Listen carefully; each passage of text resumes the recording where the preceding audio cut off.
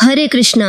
आज की इस वीडियो में हम आपको बच बारस की 2 पौराणिक कथाएं सुनाने जा रहे हैं। संतान की उन्नति और लंबी उम्र के लिए इस कथा को पूरा सुने, क्योंकि मान्यता अनुसार अधूरी कथा सुनने से दोष लगता है। बच बारस की पहली कथा के अनुसार कई साल पुरानी बात है। एक साहूकार था।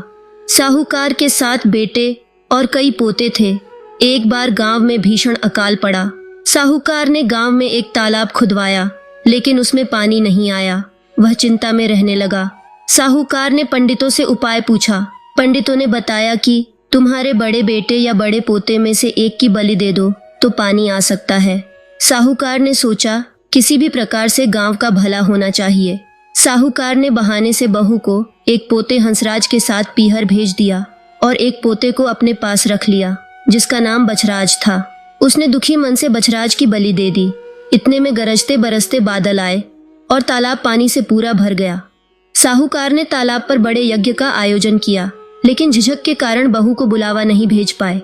बहू के भाई ने कहा, तेरे यहाँ इतना बड़ा उत्सव है, तुझे क्यों नहीं बुलाया? मुझे बुलाया है, मैं जा रहा हूँ। बहू बोली, बहुत से काम होते हैं, इसलिए भूल गए होंगे। अपने घर जाने में कैसी शर्म, मैं भी चलती हूँ।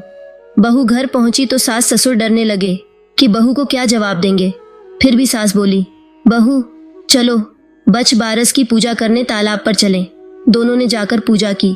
साहूकार साहूकारनी मन ही मन बच बारस माता से प्रार्थना करने लगे कि हे माता, हमारी लाज रखना, बहू को उसका बेटा कहाँ से देंगे। फिर सास बोली, बहू तालाब की किनार खंडित करो।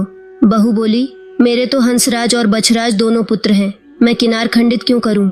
सास बोली, जैसा मैं कहूं वैसे करो। बहू ने सास की बात मानते हुए तालाब और गाय की पूजा कर तालाब का किनारा खंडित कर कहा, आओ मेरे हंसराज बछराज लड्डू उठाओ।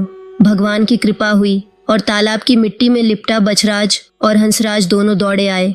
बहू पूछने लगी, सासू जी ये सब क्या है?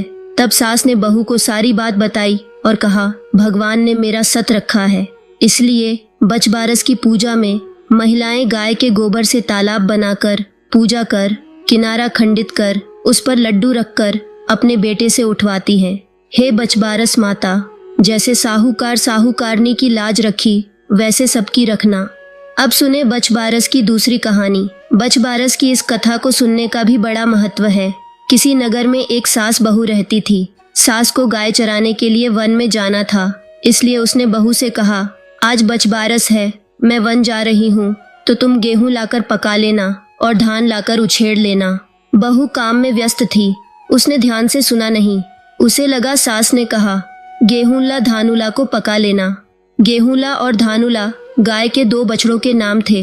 बहू को कुछ गलत तो लग रहा था, लेकिन उसने सास का कहा मानते हुए बछड़ों को काटकर पकने के लिए चढ़ा दिया।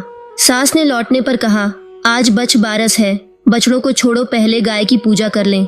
बहू डरने लगी, भगवान से प्रार्थना करने लगी। बोली, हे भगवान, मेरी लाज रखना।